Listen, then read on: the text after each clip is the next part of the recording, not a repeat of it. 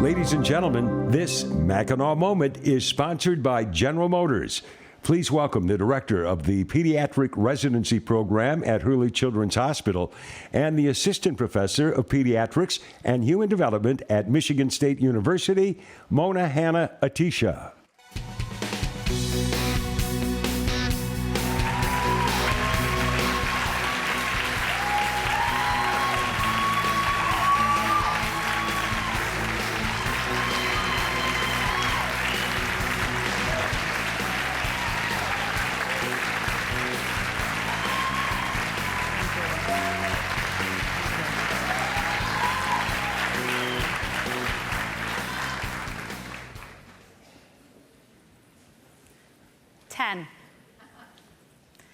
Ten parts per billion is the World Health Organization's action level for lead in water. That's when you need to do something. 15 is the Environmental Protection Agency's action level for lead in water. Both levels too high now that we know that science has taught us there's no safe level of lead in a child. And just a few weeks ago in Flint, we had a home with a lead level in their drinking water of 22,905. 22,905 parts per billion. That far exceeds those action levels. That far exceeds the toxic level of lead in water. And it's difficult to comprehend that in 2016, in the United States of America, that we have homes with toxic levels of lead in their water. You can think of it like a straw, like drinking through a lead-painted straw. And you never know when a piece of lead is going to come off of our severely corroded pipes and fall into our drinking water. For over 2 years, the people of Flint have been drinking through lead-painted straws. Our children have been drinking through lead-painted straws. I want you to meet one of our kids. This is Carrington. She's adorable. Look at her smile. She just came in for her 2-year checkup. And I looked in her ears, and I told her I saw Elmo, and her eyes lit up. And I examined her belly, and she giggled. And then she took my stethoscope, and she tried to listen to her knees. So she's just like my kids. She's just like your kids. And her physical exam turned out fine. And her mom looks at me with an all too familiar look, a look of fear, of anxiety, of guilt. And she asks me, is she going to be okay? Is she going to be okay? They just got a filter a few months ago when the National Guard came to their door. They thought the water was fine. Is she going to be okay? What do I tell her, Mom? Do I tell her that for 2 years, her entire life, during her most critical brain development, she's been drinking through a lead-painted straw? Do I tell her about the science of lead, that it's a potent, irreversible neurotoxin, that it erodes cognition and twists behavior? Do I tell her that there's no safe level of lead? Do I tell her that she might be okay? Do I tell her that every state and federal agency that was supposed to protect her failed? Do I tell her that we have yet to garner the long-term resources for her and for the thousands of other kids just like her? Do I tell her about 22,905? How did we get here? How did we get at 22,905 in a city that is literally in the middle of the Great Lakes? We know Michigan. In a city that is in the middle of the largest source of fresh water in the world. How did we get at 22,905 in a city that helped build America? You know our history. Flint helped build this state and this country into a powerhouse. General Motors was born in Flint. The historic sit-down strikes that birthed the unions that created the middle class, that was Flint. And that created the American dream. Those cars, built with the sweat and tears of Flint workers, put America on wheels. We used to have the highest per capita income, the best public health indices. People from all over moved to Flint for good jobs. No, great jobs. Great infrastructure, great schools. but not anymore. We lost those jobs, and now we lead the state and the nation in all the bad stats: unemployment, violence, drugs, all disparities, all symptoms of deep poverty.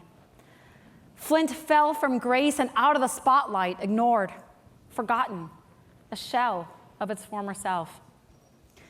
And in 2011, we were under state-appointed emergency management, and they decided that the water we had been getting from Detroit for half a century, fresh, pre-treated Great Lakes water, was too expensive. And with a simple flip of a switch, an actual flip of a switch, we started drawing water from the Flint River. And it didn't seem right.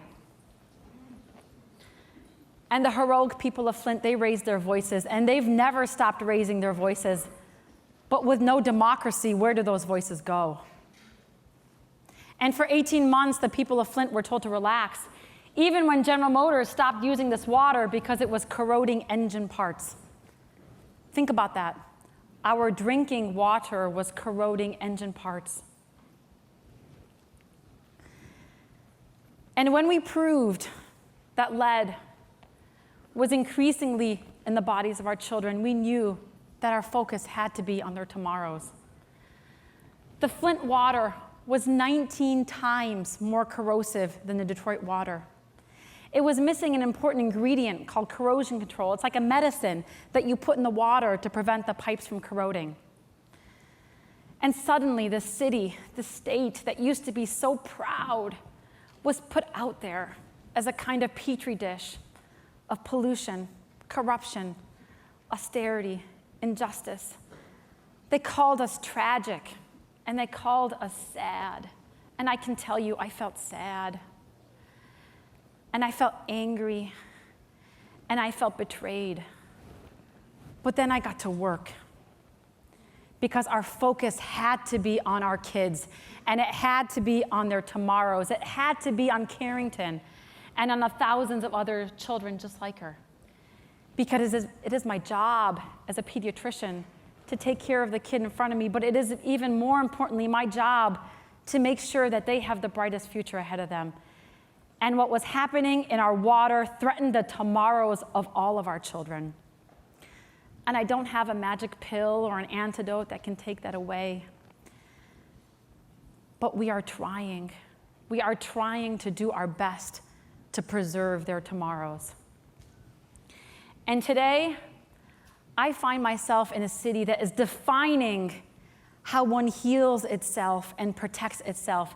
It's a place for new ways of thinking, born out of the need to soar out of the downward spiral of our past.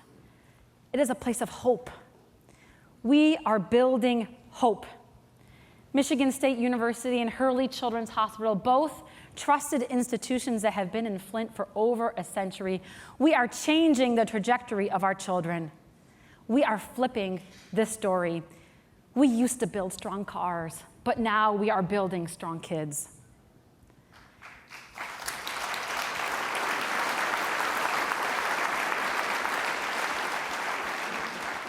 And we are trying to do something that has never been done before. We are trying to wrap our children around with every evidence-based intervention to promote their development and to mitigate the impact of this exposure.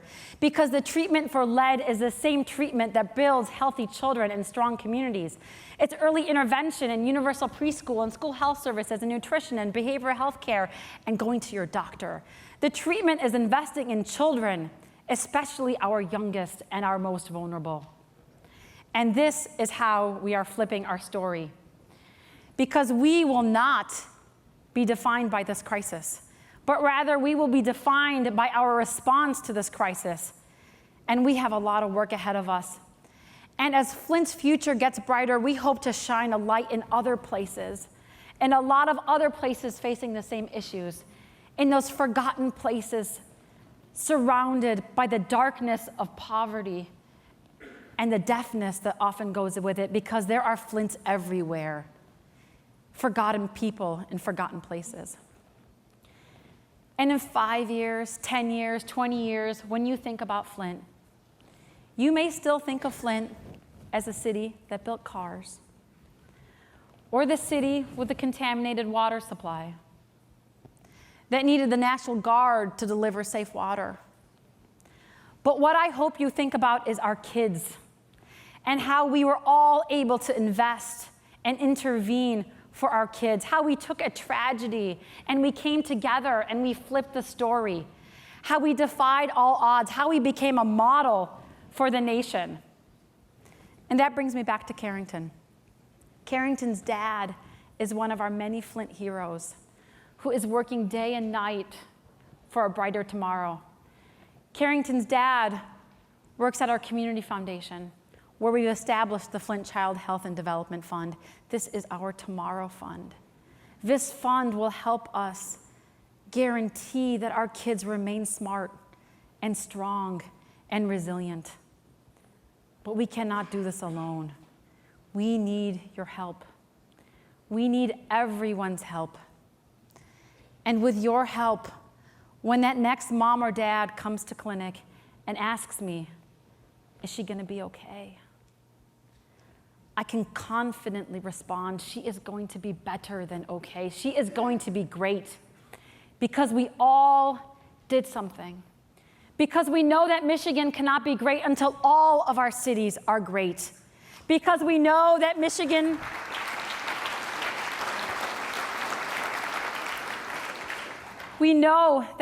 cannot be great until all of our children have that same opportunity for greatness.